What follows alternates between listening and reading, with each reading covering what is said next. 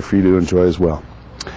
I want to welcome Diane Rogers is here from the Amethyst Women's Addiction Centre. She's a health promotions facilitator. Hi, Diane. How are you? Shelley McKay is also here. You're known as what's called an advocate, but you do most of your work where? At the Royal, the Women's Mental Health Foundation. Right, right. On behalf. Amongst other things. Yes. Right. So we'll call you an advocate. Because, okay. Well, you are. You've got a symposium on violence against women coming up in Vanier on June 12th. Mm-hmm, that's right. Yeah.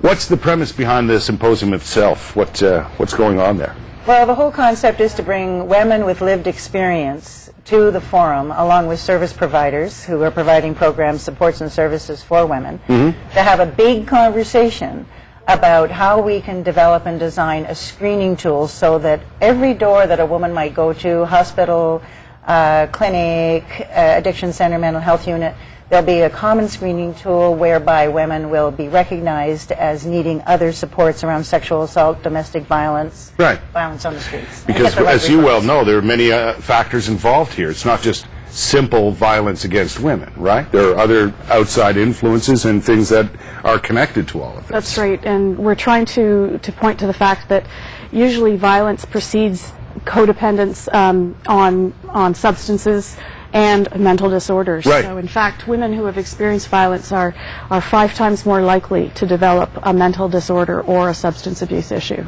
After the fact? After the fact, yes. Or during, as it were? Or during, yes, yeah. but it's, the violence precedes those other two things generally. So not only is there probably some, in many cases, the influence of drugs and other factors beforehand and during, but after the fact as well. That's right. That's a big problem. It's very complex. Yeah.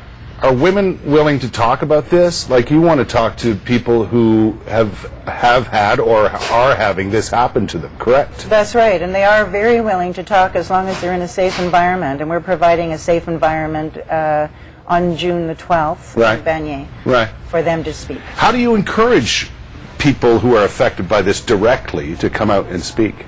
Well, we work through their trusted service providers to have women identified who are willing to talk.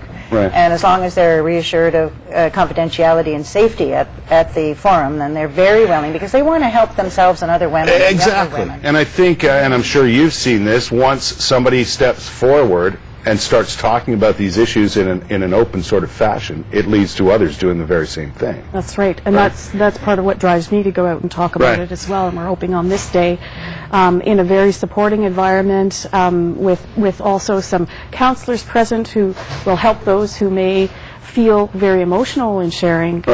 We'll have a full spectrum of people available. It certainly opens up the idea of awareness, but does it have any real impact on the issue itself when we have symposiums like this? Well, we're certainly hoping that once the screening tool is designed for each and every agency and organization that works with women, that screening tool will open up the greater potential for women to be referred to the right supports and services. So.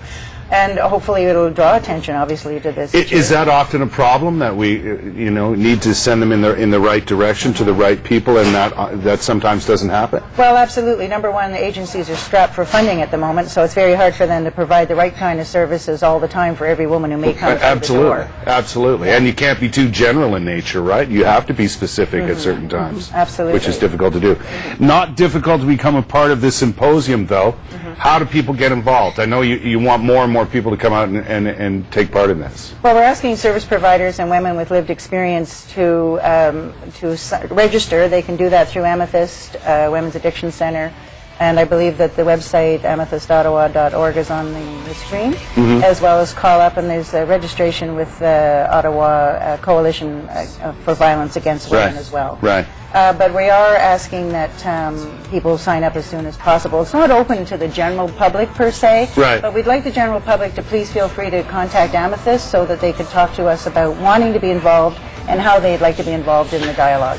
We got to run, but ladies, thanks for your time, and I hope this goes well. It's a very great way to talk about an issue that affects a lot of people that we don't even know about. Right? Women, children, and fathers.